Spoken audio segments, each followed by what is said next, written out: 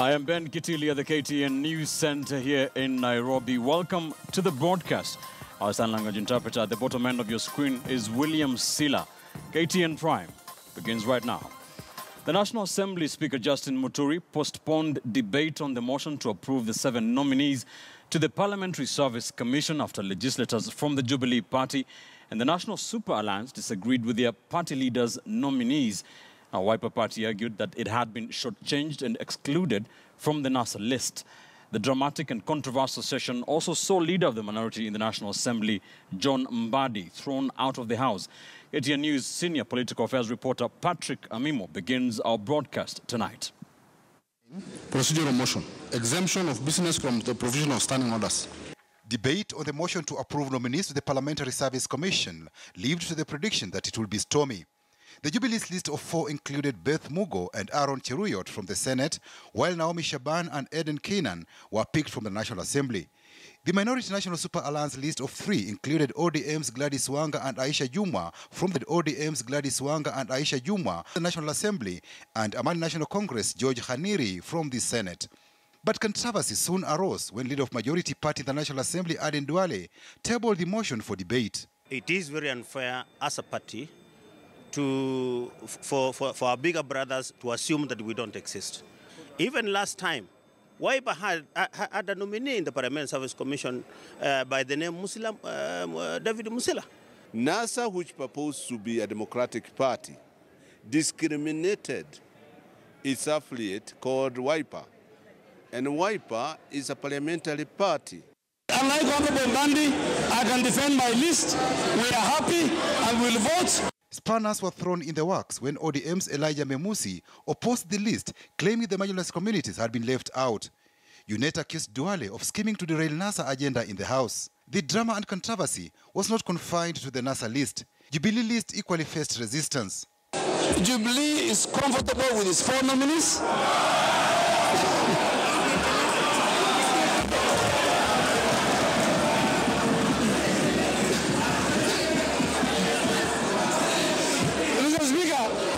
And party discipline, as we do, we call party discipline. Let us withdraw, and then we can discuss and come back to the Speaker. The Honorable Naomi Shaban, EGH MP, the Honorable Eden Keenan, CBS MP, the Honorable Senator Beth Mugo, EGH MP. The mood in the House indicated the entire list of 7 would be rejected should debate have continued. The Speaker had to make a ruling. I will suspend debate on this motion and to Wiper Party, which is recognizing our standing orders as a parliamentary party. When you raise the issue of your entitlement as a party under this Roman II, are you not a member of that coalition? Earlier, Minority Leader in the National Assembly, John Mbadi, maintained NASA will not nominate members to the Appointments Committee because the opposition does not recognize President Uhuru Kenyatta's re-election. But Mr. Speaker, the point is that there is no president in this country to make appointments, Mr. Speaker. I have ordered you to withdraw the statement that there is no president in Kenya. Mr. Speaker, I would rather withdraw but not, from the chamber, but not withdraw that this country. Please. Mbadi was kicked out of the stormy session.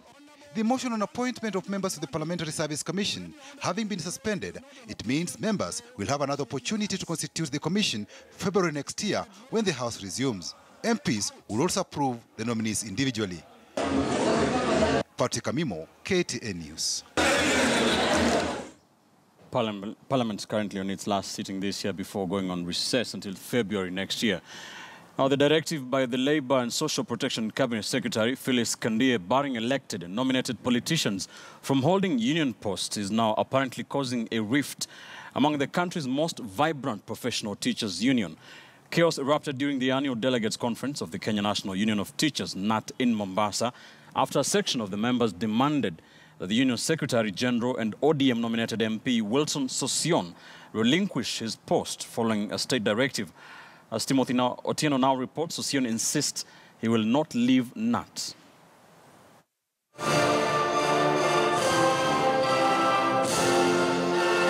It had begun as a successful event where teachers would end the year with a review of work done and progress made during the annual delegates conference.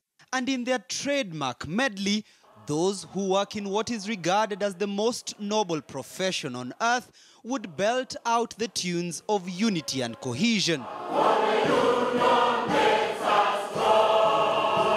But the solidarity of the union would come sharply into question just minutes later.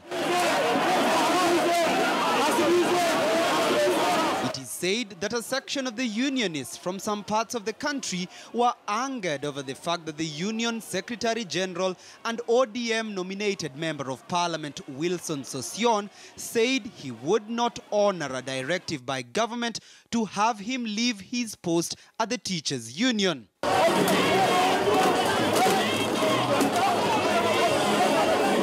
The angered members want Sossion to go, insisting there are many others who can hold the position of Secretary General.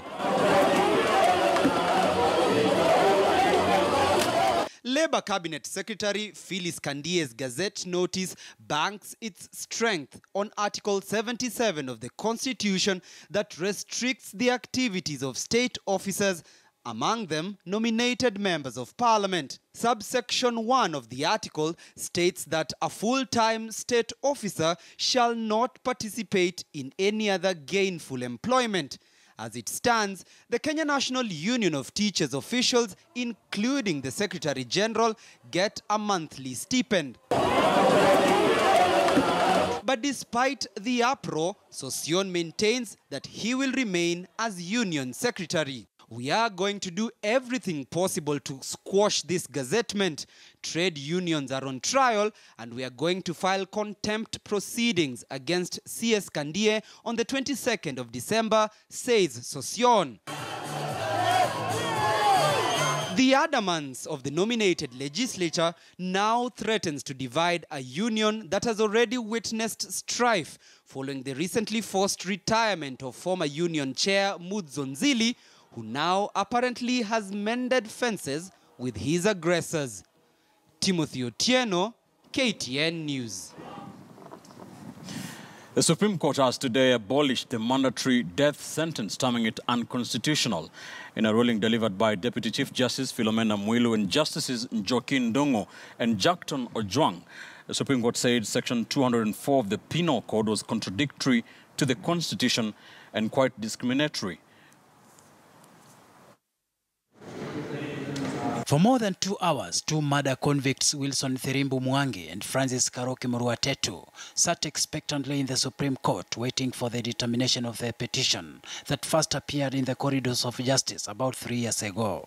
The two, sentenced by the High Court for murder, wanted the Supreme Court to abolish the mandatory sentence. They argued that no court would have independently handed them the penalty, which they said Kenya borrowed from her colonial master Britain before it was adopted by Parliament. In their submissions through their lawyers, they argued their sentencing was not a judicial evaluation, but a predetermined penalty based on Section 204 of the Penal Code. That the mandatory death penalty under Section 204 of the Penal Code violated that right in that it denied the trial judge the discretion in sentencing. Supreme Court Judges Njoki Ndung'u, Jackton Ojwang and Deputy Chief Justice Philomena Mwilu had to look at Section 204 of the Penal Code and determine whether it was in tandem with Articles 19, 20, 38 and 48 of the Constitution, which talk about justice for all, human dignity, fundamental rights and equality of law to all, alongside Article 52 of the Constitution. Section 204 of the Penal Code deprives the court of the use of judicial discretion in a matter of life and death. Such law can only be regarded as harsh, unjust, and unfair. The mandatory nature deprives the court of their legitimate jurisdiction to exercise discretion, not to impose a death sentence in appropriate cases. The two convicts have been in custody since 2003, and in their petition, they wanted the Supreme Court to declare the mandatory death sentence unconstitutional. Lady Justice Njoki Ndung'u observed that Section 204 of the Penal Code is in violation of the Progressive Bill of Rights, that is the focal point of Kenya's law, with Justice Jackton Ojwang observing that the text of the Penal Code 204 makes death penalty mandatory. In her orders, Deputy Chief Justice Philomena Mwilu declared Section 204 of the Penal Code unconstitutional, but clarified that the ruling would only affect cases relating to the nature of the petition and any other cases falling within the same parameters. The mandatory nature of the death sentence, as provided under Section 204 of the Penal Code, is hereby declared unconstitutional. For the avoidance of doubt, this order does not disturb the validity of the death sentence as contemplated under Article 26, Sub-Article 3 of our Constitution. Specific orders were, however, given to the Attorney General and Director of Public Prosecution to initiate an immediate process to review and create new laws in the Penal Code. We direct that this judgment be placed before the Speakers of the National Assembly and the Senate, the Attorney General and the Kenya Law Reform Commission, attended with a signal of the utmost urgency for any necessary amendments, formulation and enactment of statute law to give effect to this judgment on the mandatory nature of the death sentence and the parameters of what ought constitute life imprisonment. The ruling by the Supreme Court makes Kenya the latest country in the world to abolish mandatory death penalty. The determination by the Supreme Court that the mandatory death sentence is unconstitutional is by all standards a new dawn in Kenya's criminal justice system. And although this is a big win for the petitioners who have been serving death sentence at committing maximum prison, they will have to wait longer to see their freedom after their case was referred back to the High Court for retrial. Shadrach Miti, KTN News at the Supreme Court. Shadrach Miti for us from the corridors of justice. Thank you for staying with us. You're watching KTN Prime. We're taking a quick commercial break. When we return, we have more drama for you from the courts.